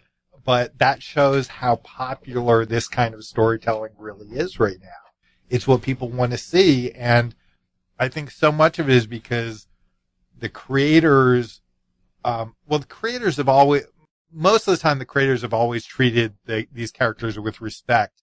But now the TV makers, the producers, the companies have started realizing that, wait, if you treat these characters with respect, with intelligence, with, smart writing, good visuals, good character design, technology has helped a lot too, because we can now show superpowers to a much greater degree, believably. I don't know if you guys are old enough to remember like the first live action Spider-Man show. I've seen, or the original or even, Superman with George Reeves. George Reeves, yeah. I knew it was Reeves. I couldn't remember even his first that name. was actually a spectacular show for kids, but adults wouldn't watch that with any level of sincerity because it wasn't written for them. Now the modern material is written for kids and for adults, and it works because they're treating it with the same respect as any other drama on TV. So that level, like I said, the creators have always tended to look at it that way, but it's nice to see the producers, the TV people, the movie people treating it with the exact same respect that we've, as creators, always had for these characters. Yeah. Because, we grew up loving them, but we want them also to work for our age. Right. As busy as you are, do you have time to watch any of those fantastic shows? Unfortunately, not as much as I would like, unfortunately. So, yeah, I'm kind of, I kind of like binge on them at the end of a season. I might try to watch a whole bunch of them in a row because I generally don't. They're almost too distracting while I'm working because I'm such a workaholic that it's like, oh, that's so cool. I'll stop drawing for an hour to watch the show. An hour turns into 2. Right, exactly. Netflix So I kind of have to, hold off for a little bit and wait till the end of a season and then catch up or something. Yeah. I know outside of, I think with the Marvel movies and the DC movies and the television shows and things like that, I think it's made it more, I guess I'm trying to think of the words to put, but it's made it more readily possible for people to come out as fans of that kind of thing, because I remember when I was younger, it's made it more mainstream. That's a good way to put it. Yeah, it's totally mainstream. Because I remember when I was younger in middle school and high school, you tried not to tell people you were into stuff like that. It's not just mainstream; it's actually popular to be a geek. You look at a TV show like The Big Bang Theory, and these guys are the geekiest guys in the universe, and it's one of the most popular shows on TV, and they go to a comic book store almost every other episode. But yeah, when I was a kid, you hid the fact that you read comics. You weren't quite ashamed, really, but you could get picked on. It wasn't information you'd volunteer necessarily. Absolutely. But now, in reality, they've said this at conventions like San Diego and New York Comic Con, that the geeks rule the world now. Yeah. We really do. So a lot more people have that freedom to say, allow their inner geek out, because most of us have that secret identity we want to let out. We want to, the reason I think superheroes especially work is because most of us want to be something beyond what we are. We want to be our ideal selves. We want to be, even people sometimes like the villains because they want that inner anger out or that inner good, or, in the modern world, we can feel very powerless. and giving us a chance. That geek element gives us our power back. We can be that superhero. We can be that powerful self and let it out there and share it with the world and not get picked on about it. People, cosplayers get smiled at. They want photographs taken with them. Reading a comic book is cool now. It's like, so all this stuff, to me, it's a wonderful world that we managed to, especially in my professional career, I've seen this gigantic change of acceptance through, like, again, it's mainstream now. Right. It used to be like when I was a kid, nobody who didn't read a comic book knew who the X-Men were. Nobody knew who Iron Man was. They may have heard of Superman and Batman and Spider-Man, but they didn't know who Wolverine was. All these characters have become such an element of popular culture. And again, they're worldwide phenomena. So I can go anywhere on the planet, tell them I draw superheroes, and I'm totally accepted right away. Yeah, I mean, I know a lot of like listeners can't see it obviously, but the shirt I wear right now is a shirt 20 years ago I would have never walked out of the house wearing. But I mean, it's a Reverse Flash T-shirt that people would have never known it was Reverse Flash because they never read the comic books. But now I walk around in the shirt and people know exactly who the logo is for, and I get complimented like people love the shirt and things like that. So yeah, it's just become so much more popular that people who picked on the nerds and the geeks when they were younger are now nerds and geeks themselves because they're fans of all this stuff now too. Well, I get people all the time who may have never read a comic book in their lives, but they still know something about these characters because of the video games, because of the movies, the TV shows, just the T-shirts. I mean, you can't walk around without seeing this stuff everywhere, and to me, that's great. And one of the things I love about comic books is, it's fun. I love doing it, but I get to entertain other people with what I love to do. And a lot of it, I get to educate people because, like I said, we treat this as a very smart subject with intelligent, these things are really well. I worked with some of the best writers in the world on comic books, and because you have to be good, you have to tell good stories. You have to put amazing plot twists and interest. You got to get people hooked. You got to make people care about the characters. That's all smart stuff. That's good stuff to know, So I love the fact that that's now accessible to everybody. Yeah. There's been a number of celebrities that have come out, obviously, of fans of things like that, and there's been a ton of them who have become guest writers and things like that. I think CM Punk from WWE, well, no longer with WWE, did, I think, the Thor annual that came out a couple months ago, and I think comedian Brian Posehn has written for it before. Have you ever gotten the chance to work with any of the celebrity writers? I worked with, on Spider-Man, I worked with, Straczynski, who co-created Babylon 5, I think it was. Okay. So he's probably one of the biggest guys, other than Stan Lee, of course. But I've actually worked with some major novelists who crossed over and done some occasional comic books. And a lot of guys Neil Gaiman started out doing comic books, then he went on to doing novels and movies. But when I worked with him, he was just still known as just a comic book guy. But yeah, the crossover is just amazing, and I've worked with many, many different people in all different aspects. Other than obviously the Marvel and the DC, are there any other franchises that you're fans of? I mean, like Star Wars or Game of Thrones or Doctor Who or? I love Doctor Who, especially the new iterations. I kind of got rehooked on, I watched it a little bit when I was a kid. I mostly knew I forget the doctor with the long scarf. Tom Baker? Tom Baker, yeah. So that was Doctor Who for me when I was a little kid, but it's still, you watch those old episodes again, those were aimed at kids. But now they do, again, amazing stuff. That very similar to what we do with superheroes, that they brought it up to a totally new level, a multifaceted level where it's great for kids, it's great for adults. So I love Doctor Who. I've always been a fan of Star Trek, most of the various incarnations of that. Got to work on those in the comic books as well. And one of the things I haven't really worked on is the Star Wars universe.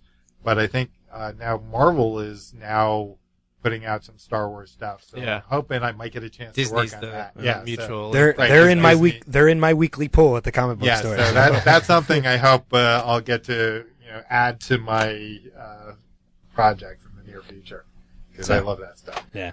I'm just a kid. I think I'll be like a 12 to 15-year-old for my entire life. To still enjoy doing this. I mean, you kind of have to be. For how long, 20 to 30 years, if you don't have that like mentality of this is fun, you're just going to get burnt out. That one of the things that I kind of promised myself when I first got started in comics was I said I'm going to do comics as long as I have fun with it. Mm-hmm. When it stops being fun, I'll go do other forms of art. And I've done other things in my career, but it's getting close to 30 years and I literally still have fun.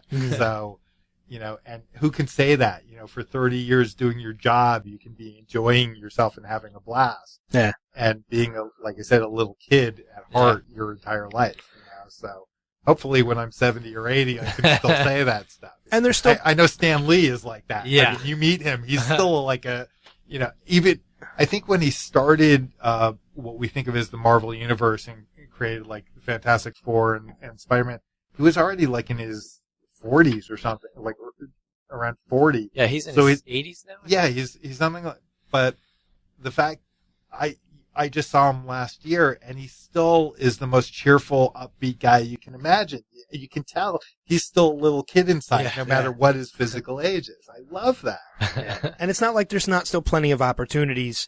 I mean, even if you continue with the work, there's still plenty of other artists that you can work with, plenty of other writers that you can work with, plenty of other possible future franchise characters that haven't even been developed yet that you'll get to work on. So there's still, it's still a complete open book for you and the rest of your future when it comes to that. Yeah, and it's always changing and adapting and stuff. So, yeah, what I do now is not the same stuff I was doing 20 years ago. It's always growing and adapting and changing, and that's what's so cool about it.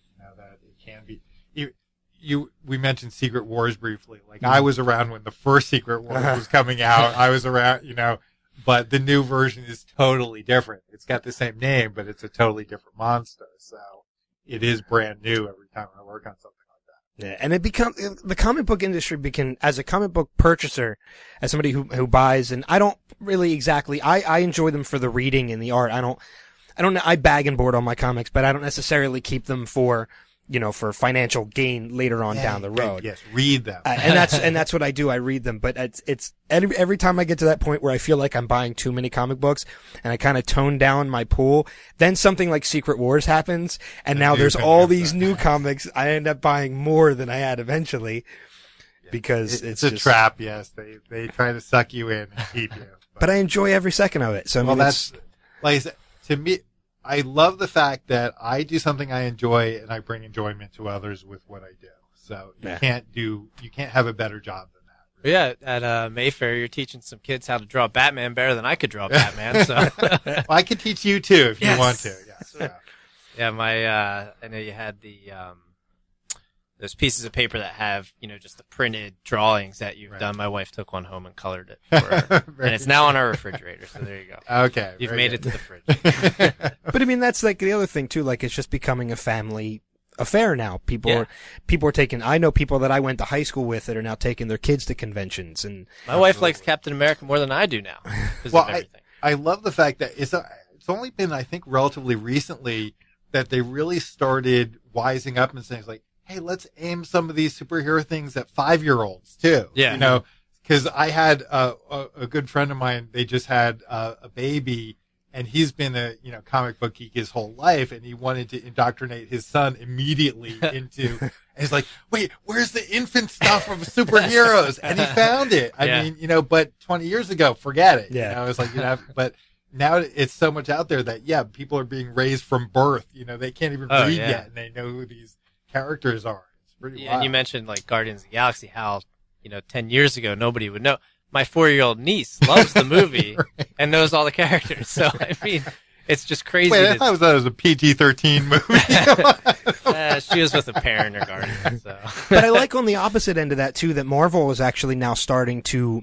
I mean, they gear it towards families with kids and adults, but now with the Deadpool movie, they're now kind of going more towards just adult. Like it's got the R rating, so kids aren't going to be able to see it. So they're gearing more towards the fans that were more into that adult writing and that adult humor. That's another thing that a lot of people think of comics as, again, when I was a little kid, people thought comics were only for little kids when they were already being aimed at college students and above and stuff. But comics is just a medium. Movies are just a medium. You can have G-rated, PG-rated, R-rated, and as long as it's a good story, it'll still work. And there are some characters, like the new Daredevil series is very dark. Dark, is very violent and stuff. That's not really aimed at little kids watching this thing, I'm sure they will, but but yeah, a character like Deadpool, he's going to work best with an R-rated film. If you do the Punisher, you don't want to do a G-rated Punisher. No, it's not going to work, So, yeah, I think there's plenty of room. Again, if they treat it with respect, they do a good job, it can work in any level. Yeah. Well, I mean, it's definitely been a lot of insight, and I know we've already held you up for the interview part for an hour, but we've had you longer. We've had you longer than that with some other issues. Maybe we'll talk about later on in the podcast. So, we don't want to hold you up any longer. But we want to encourage people to find you on Twitter. And forgive me, I have to look on my phone. AnchorScott1.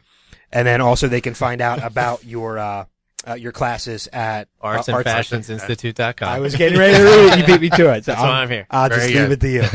So, but thank you for artsquest.org for information on the rest of the exhibition. So very good. Thank you guys so much. Yeah, we appreciate you spending some time in person with us doing this. So it was as a comic book reader, and obviously Adam and I both big fans of the comic books and everything. I know a lot of people that listen to us are too. There's a lot of great insight that that we didn't really know about. So it's it works out. Cool. So, all right, guys, stick around, and we'll be back with more of the Showcast when we come back.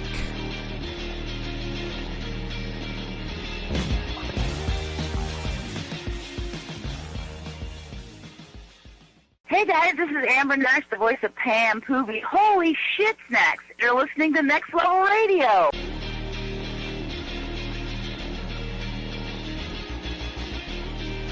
Sorry I had a fight in the middle of your Black Panther party. Special thanks to Scott Hanna for taking as much time as he did and sitting with us. Also, special thanks to DeSales University and WDSR Radio. Yeah, desales.edu/WDSR if you want to listen to them. For letting us use their studio once again, and hopefully many more times in the future as well.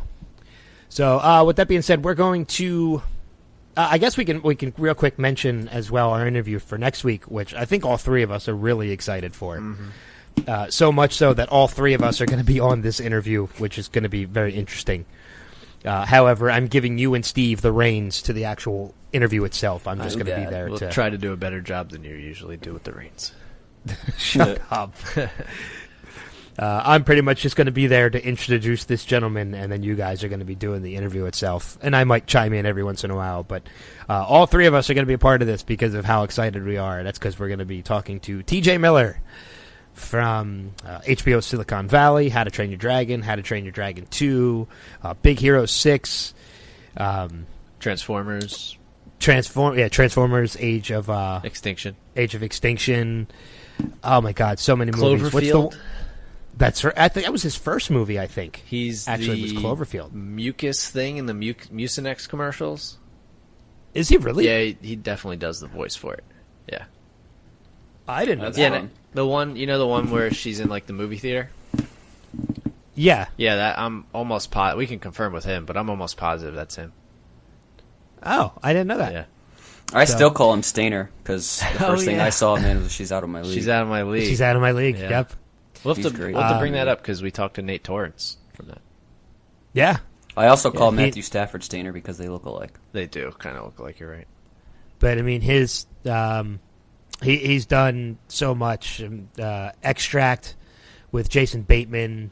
Yeah, She's Out of My League. I Get Him to the Greek. Yogi Bear, Gulliver's Travels. It just a ton of stuff. So we're all excited to speak to him. So that's going to be part of next week's Showcast. We'll be talking to TJ Miller. Yep. So let's get ready to... We're actually going to start working towards... he's also apparently in the Deadpool movie. Oh, God, that's going to be awesome. It says he's Weasel. I'm not familiar with the character. Don't know what that means. Yeah, me neither.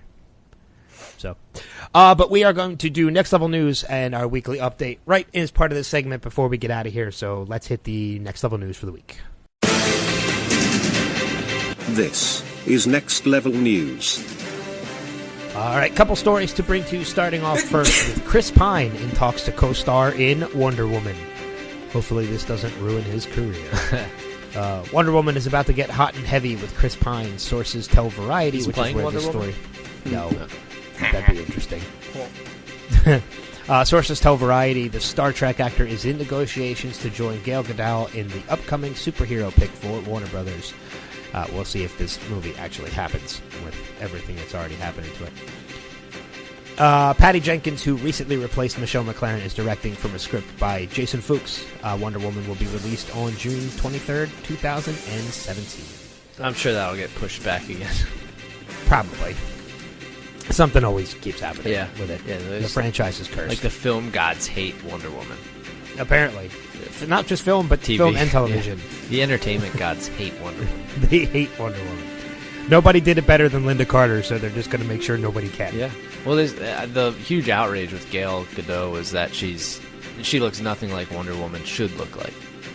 Because she's skinny as hell, and Wonder Woman's like an Amazonian type. So she's supposed to be pretty large. And not she's large. Got 2 years to put weight on. Yeah, maybe she will, but I think they're going to go the more sex appeal route with this one. Most likely. Yeah. So, Disney pulls the plug on Tron 3. I heard about this, yeah. Very bummed by this, Didn't we just have a story about it like 2 weeks ago? Yeah, about them confirming Tron 3 was going to be happening. Yeah, we're doing Tron. Disney has... 2 weeks later. We're not doing Tron. Disney decided to put the brakes on development of Tron 3, the latest installment of the cult favorite that originated in the 1980s, because the studio could not find a place on its crowded slate as it looked all the way into 2018, according to execs of the studio. We had never greenlit the movie, but it was in development for some time, said one Disney executive discussing the sensitive decision to table the project. Things in the queue got ahead of it, and we have had such a big slate out in front of it, we started to think, where does it go? And it's a pretty big investment to make if you're not even sure when you were going to release it. Which makes sense. Yeah. With all these Marvel movies, I mean... Well, not just that. I mean, you've got the... Walt Disney has the live-action Jungle Book, another Pirates of the Caribbean, Alice in Wonderland, Pete's Dragon, and a live-action Beauty and the Beast, as well as a live-action Dumbo. There's... Topple them on top of the Pixar movies and the Marvel movies, their slate is gotta be full. Yeah, and I mean, that's a smart move on their part. Think about it. Do you think more people are going to go see live-action Dumbo or Tron 3? I would go see Tron 3. Well, I don't think the second one did well enough that people... I just think like a live-action Dumbo or something like that will make more money than a Tron 3 will. Mainly because of the family appeal to it. Yeah.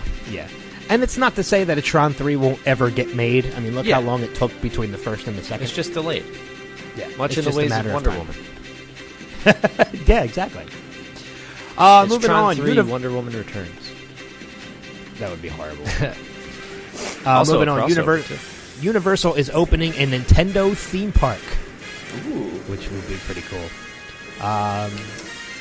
Nintendo announced today that they'll be taking their talents to Orlando and Hollywood, Japan, Singapore, and future properties, bringing their timeless games and beloved characters to Universal theme parks.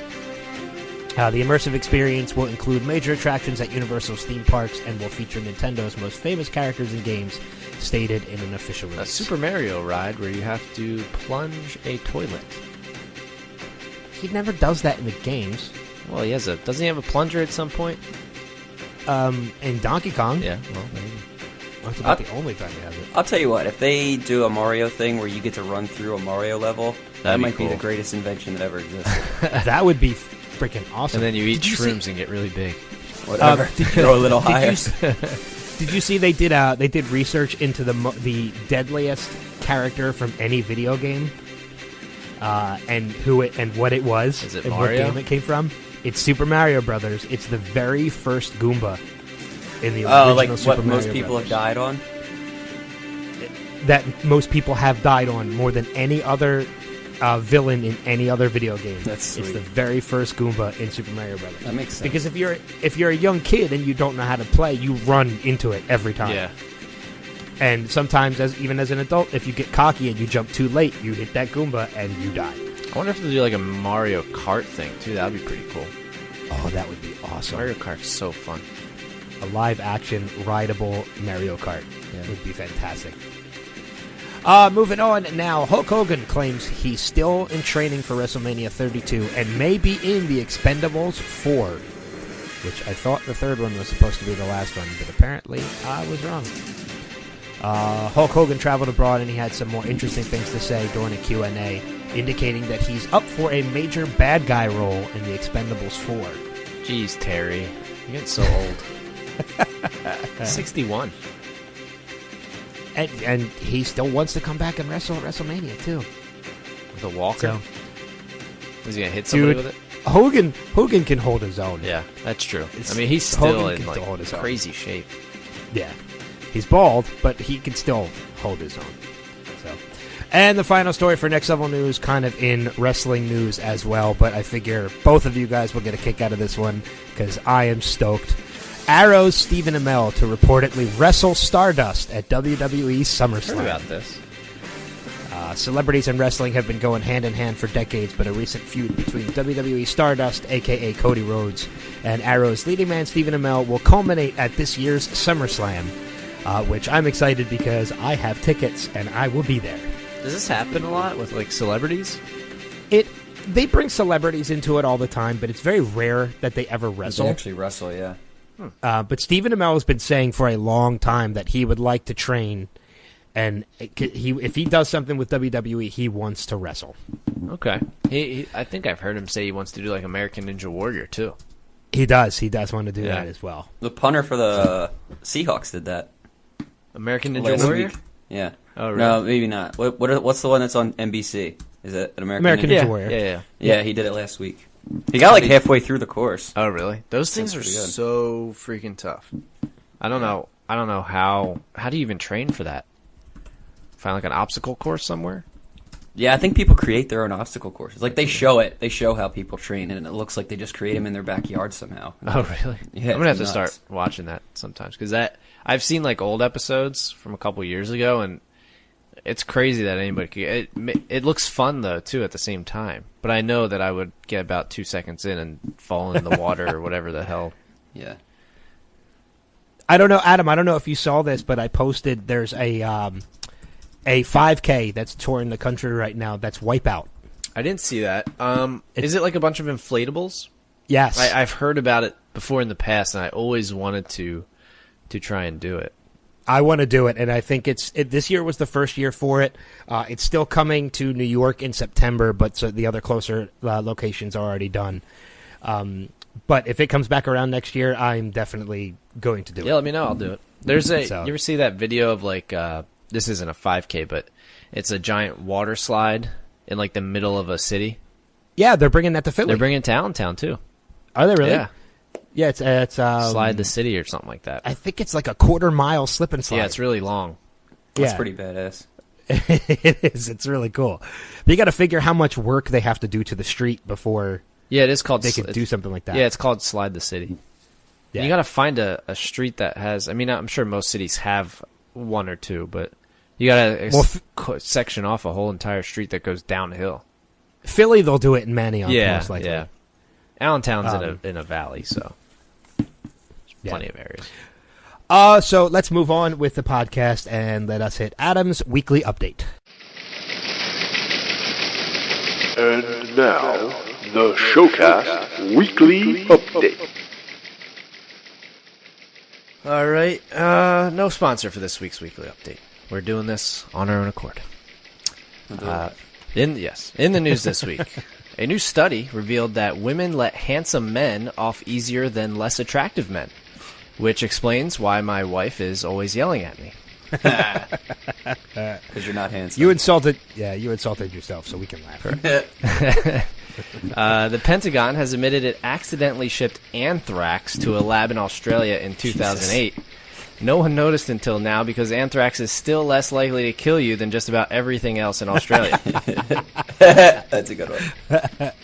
Enrique Iglesias was injured in a drone accident during a concert last week. Early reports indicate it was a kamikaze attack from a Ricky Martin fan. I was gonna totally go like a buy Lamos joke, but I didn't know. Like, maybe he couldn't buy Lamos out of the way quick enough or something like that. That's some deep knowledge right there. In sports, Johnny Manziel was involved in an incident with a fan over the weekend where he allegedly threw a water bottle at the man. To no one's surprise, the water bottle missed. Because he's not good at football. Thank you, Steve. Anyone who listens to our podcast who knows sports will know that one. So not Ben.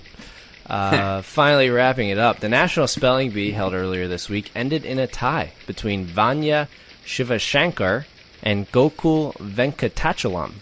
The only words the two were unable to spell were each other's names. I was waiting for it. Yeah, that was a good one. How does it end in a tie, by the way? They run out of words. What? So they have like a whole list. They run out of words. Well, they have a list.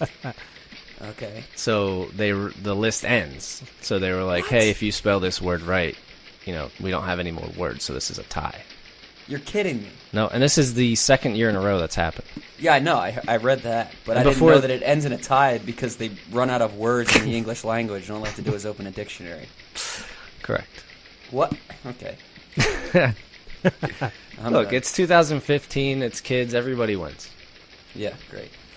Participation trophies. Yeah, exactly. But that is it for the weekly update this week. All right, cool. So with that being said, we are going to get ready to get out of here. Be sure to check us out on, make sure you check out our website, www.nextlevelradioonline.com. Follow us on Facebook, facebook.com/nextlevelradioonline. Follow us on Twitter @NXTLevelRadio. And, of course, subscribe to us on iTunes. Just go to the iTunes store and search for Next Level Radio, and you will find us. Again, TJ Miller next week, which is going to be an awesome, awesome interview. So definitely looking forward to that. Anything else? Anybody else like to add before we get out of here? No, thanks again to Scott Hanna. Follow him on Twitter @InkerScott1 and check out for art classes and stuff that he was talking about that he offers. artsandfashionsinstitute.com. And thanks again to WDSR as well. Yes, and DeSales University. So, how about you, Steve? Anything to add? Nah. Don't do drugs. How's that? Hey, it's better than nothing, I guess. Yeah. Is it? Eat your vitamins. Yeah. Don't do drugs. What you gonna do, brother? Don't talk to strangers. Yeah. Don't eat yellow snow. All right, that's enough. All right, we are out of here then. Everybody have a great rest of the week, and we will see you down the bend. Take care. Later. Bye. Seriously, man, you and me, we're fucking done professionally.